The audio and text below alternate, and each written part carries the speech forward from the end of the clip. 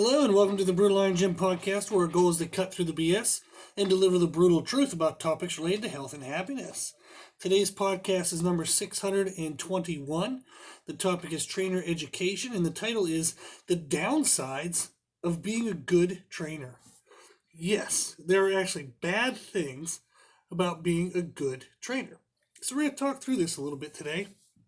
And you'll see the title, like I put it on purpose because it's hopefully would have some kind of like attention-grabbing aspect to it, because typically you wouldn't think there's negatives to being a good trainer, but there are. And those negatives are actually on you as the trainer. So they're actually not directly related to downsides for your clients. However, if unchecked, they absolutely will cause problems for your clients and for yourself. So, if you are listening to this podcast and you're a personal trainer, that means you're already a good trainer.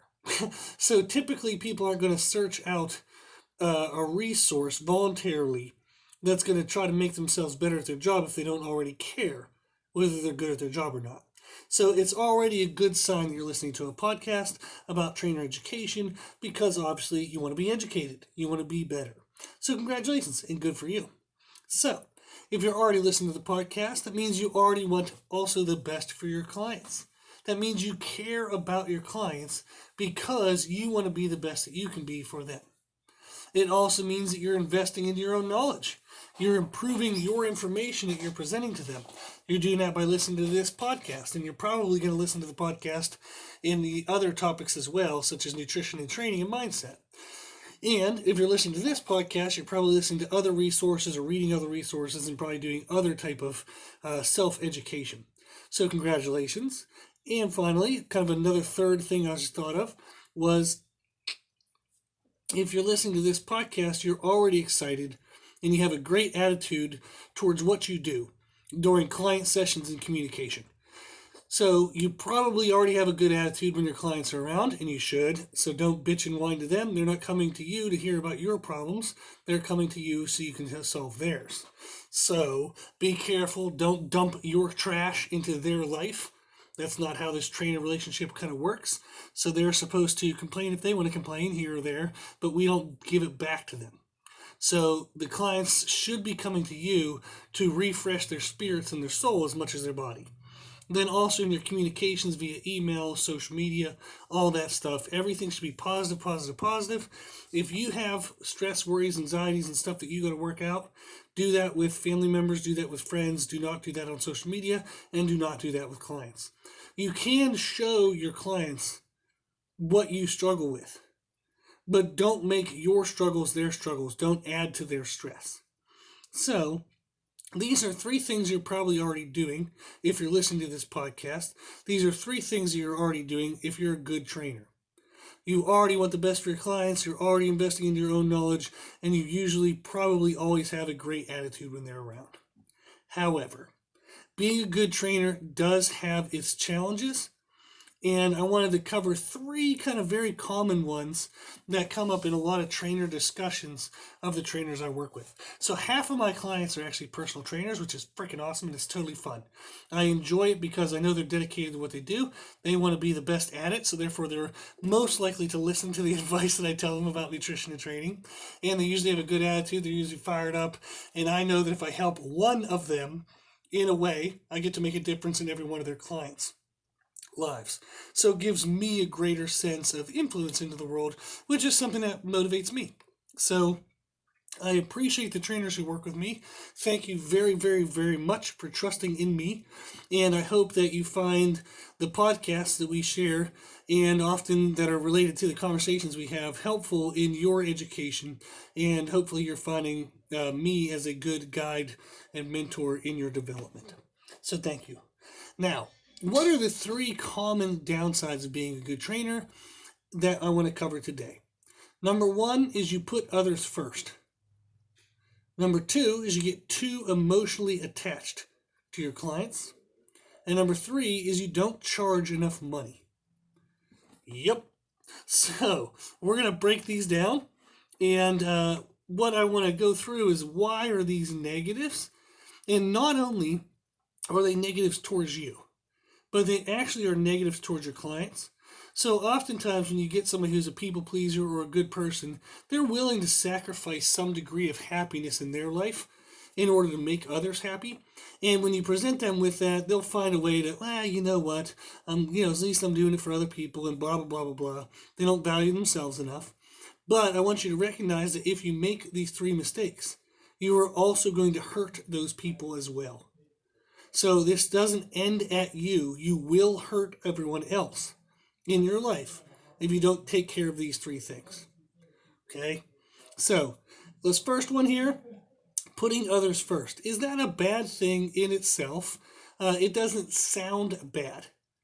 But you don't need to put anyone first. So if you have a religious kind of belief, you're probably going to put your God and your religion first, or at least that's what most religions do.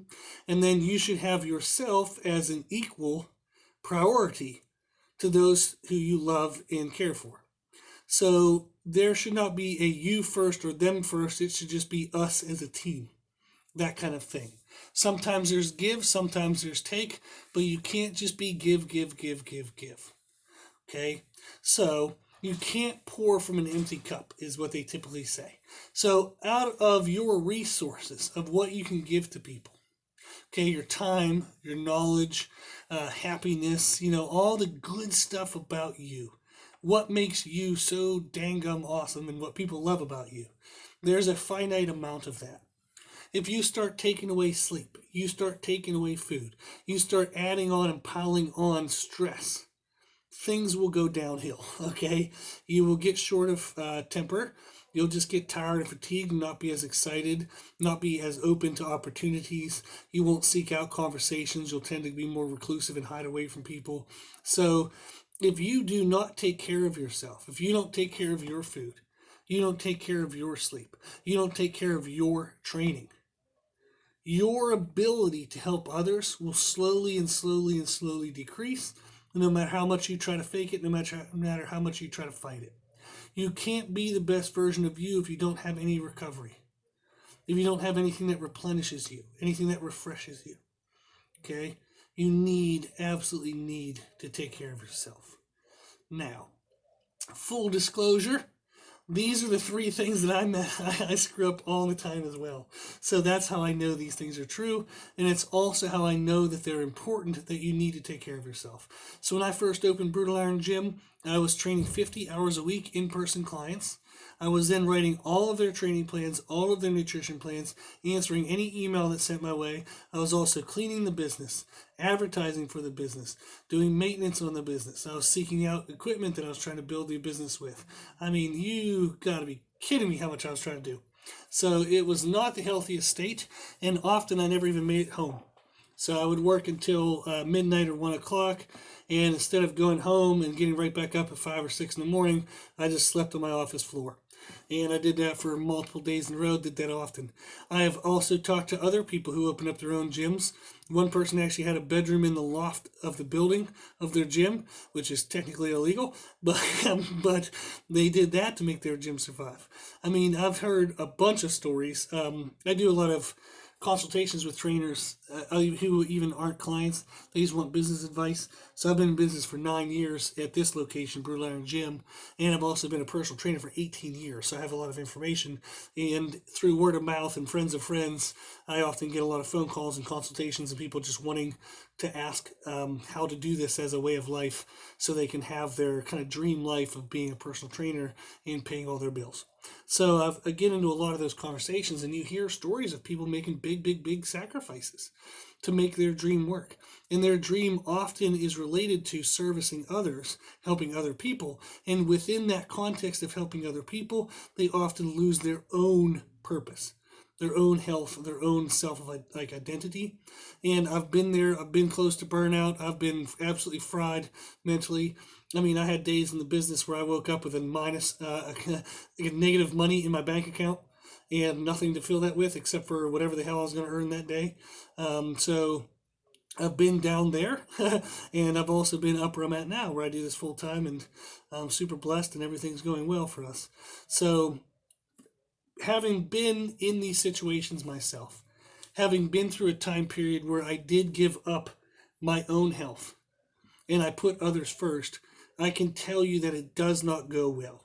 It led to a lot of physical injuries for me, led to a lot of emotional, mental stress, anxiety, depression, things like that. Now, was I happy and fine on the outside? You betcha. If you're a good person and you're used to doing things this way, putting others first, you're probably going to be able to put on a good front. You're going to be able to hide it well, so no one's really going to know. So there's a phrase I like when it comes to mental health awareness where people say, check on your strong friends, because often we know to check on the people who are vocal about their pains, but we often don't think to check on the people who are quiet and just seem to kind of, put one foot in front of the next, and they just kind of go through life seemingly okay. Everyone struggles, everyone has troubles, okay? So we all need a little bit of help from now and then. Okay, cool. So the reason why I want to say all that is because don't devalue yourself. Your own personal goals, your own personal dreams of what you want for your fitness are worth it. Okay, they are worth the sacrifices that come with it. So take care of yourself, please, please, please, please, please. In podcast 111, we do talk about, it's titled You Are Your First Client. We talk about the need to treat yourself as a client. Write a nutrition plan, write a training plan, write an accountability plan. Schedule your workouts into your daily schedule just like you would a client. Please, please, please listen to me on this. Please. It will come back to haunt you if you do not do it, and it's actually not even that hard to do. You just treat yourself like you would treat anyone else, with full love, full compassion, and you put your own values as high as you would theirs. So schedule your own training sessions, write your own nutrition plans, training plans, accountability, all that stuff. And that's why I have half my clients as trainers, because I help them with that. I give them the emotional permission to take care of themselves, and I help kind of like take away some of the mental stress of writing their own training and nutrition and accountability. So if you would like any of that help and you're a trainer, please reach out to us. Of course, we'd be happy to help you. But please take care of yourself, okay? Also, with our trainers, we do as much education as we can through these podcasts. I also try to write their programming where they have new fun exercises all the time. They're always trying to learn and see, what the exercises feel like and building up their knowledge library. So hopefully they find a lot of value in what we're able to help them with. And I just hope that if you're a trainer, you do prioritize and you do take care of yourself. Okay. The second thing we want to look at is getting too emotionally attached to clients. You can't care more than the client, in the sense that there's nothing your care can do. If you care more than them, you can't do their work for them. You can't, slap the food out of their face when they're overeating. You can't put the food in their face when they're skipping meals. You can't drive to their house, pick them up, and drive them to the gym every time they're going to miss a workout. So we do want to care about our clients. We do want to be emotionally attached. But we can't get it to a point where if they start to fault and they have flaws and they mess up here or there, that we start to question our own value, and we let that bring negativity into our emotions. So if a client skips a workout, and I know for a fact that they could have done it, I do get annoyed, and I tell them I'm annoyed. So I'll tell them, I'll say, why in the world did you miss that workout? It literally might have taken 10 minutes for you to do just something at home. You can't possibly tell me that in a single day you didn't have 10 minutes. I guarantee you spent more than 10 minutes on Facebook or Instagram or some other bullshit. Next time, grab the damn weights, do something for 10 minutes. Set a timer on your phone. Just freaking do bodyweight squats and push-ups, or bodyweight squats and marching in place. I don't give a shit what you do. Just move for 10 minutes, get a workout in. There's absolutely no excuse for why you couldn't do that.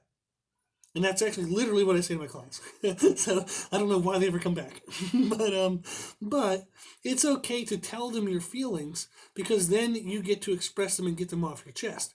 But if somebody says, well, I didn't feel like working out today, and you're like, well, that's okay. We all have tough days and blah, blah, blah, blah, blah. And then you go home going, what the hell's wrong with them? They could have just done 10 minutes, blah, blah, blah. So you're just going to have that argument inside your own head. You're going to have that anger inside you. Don't do that, okay? So give it to them. They're the ones who screwed up. So your job as a trainer is to tell them what they need to hear. Not what they want to hear, not what's nice to hear. Tell them what they need to hear. So I was just talking with somebody recently about being a parent as a trainer. If you were a good parent, what do you tell your kids? You tell them when they're being shitheads. You tell them when they're messing stuff up. You tell them why it's important. You tell them how to address it and how to fix it. You don't just yell at them, you help them. You say, this was wrong because of X. This is how we're going to do it from here on out. And then you guide them through the process. Boom! That's exactly like being a trainer. Being a trainer is being a parent. You absolutely care for them in that you want the best for them. But you also care enough that you'll challenge the hell out of them and get their freaking attention on the things that they're not doing well.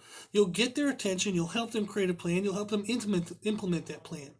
But if they aren't willing to do what you tell them, fire them.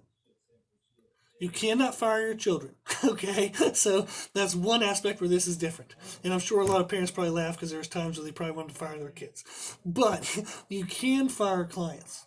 If you have a client who is not using you, they're not doing the things you tell them over and over and over, your knowledge, your emotional investment is not being respected, cut that client, fire them, get somebody else. Somebody else will come and they will fill that spot. Okay? So we want to help people. We understand people will make mistakes. But if it is continuous, month after month after month, they are not improving. They are not getting better. They're not adhering to the plan. They're not doing what's needed.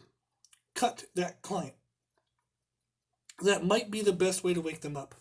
I have several times, several stories of where I cut a client and told them that I no longer wanted to work with them because they were not respecting my knowledge and my time. And then 6 months, maybe a year later, they came back to the gym, wanted to join, wanted to work with myself or another trainer. And because they recognized that what I told them hurt at that time, but it was absolutely true. Now, not everybody comes back with that lovely of a story, and I have been told I'm an asshole from time to time, which isn't necessarily a lie from time to time. But the reason why is I'm in a fortunate place where I have more people who want my time than I have time to give.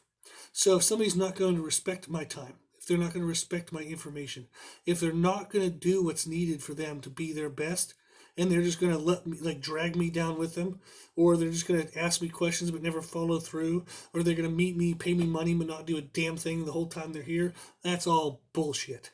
There's no way I'm handling that. Okay? And you need to be that way as a trainer too. You can care about people, but you need to care about them as a parent cares for their children. Tell them what they need to hear, not what's nice to hear. Okay? The last thing we're going to cover is you probably, if you're a good trainer, you probably don't charge enough money. Now, this isn't always true, and it doesn't mean people who charge a lot of money are good or better or wrong or anything like that. It's just we want to balance that. Our goal as good trainers is our main motivators to help people.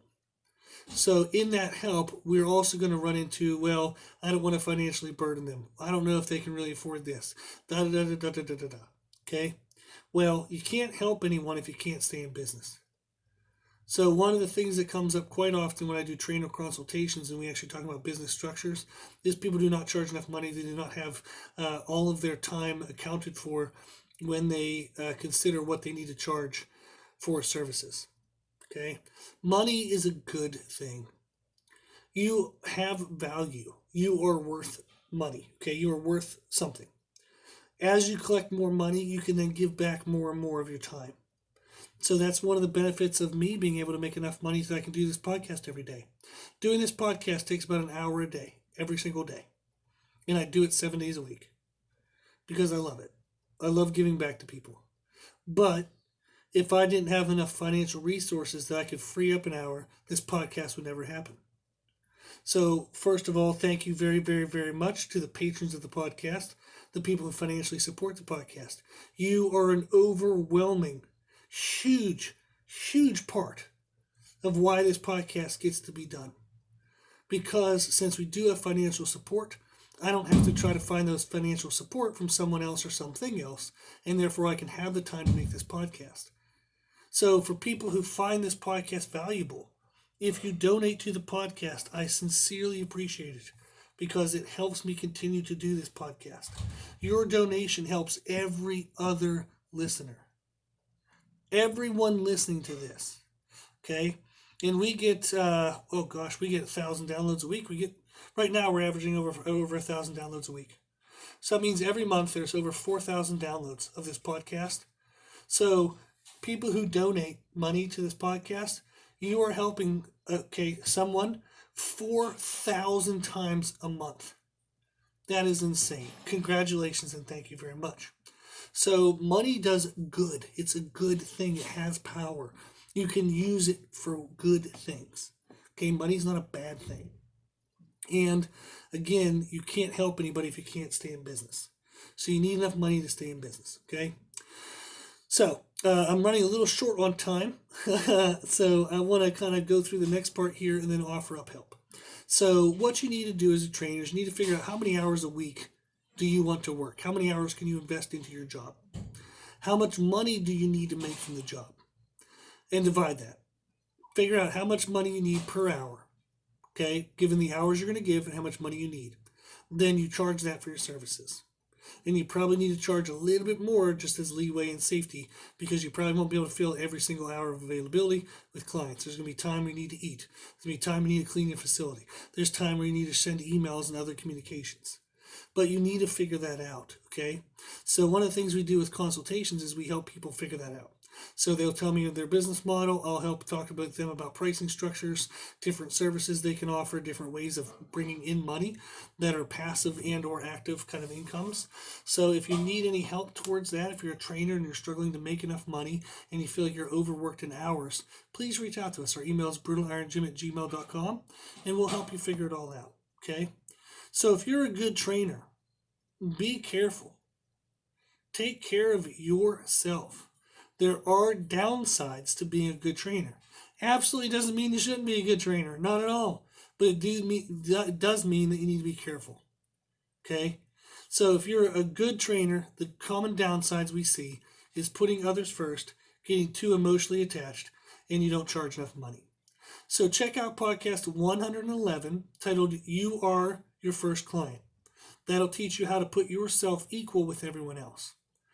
Okay, if you struggle with getting too emotionally attached, check out podcast 453 titled Balancing Being a Friend and a Trainer. Please, please, please check out that podcast and understand that your best role as a trainer is to be a parent. Tell your clients what they need to hear, not what's nice to hear. And if you're not charging enough money, if you're struggling to make finances meet, so that way you can continue to be a trainer, to continue to help other people, please reach out to us. I promise we'll help. We'll do some consultation work and we'll help figure out what's the best pricing structure for you, given your business model and services offered. Okay?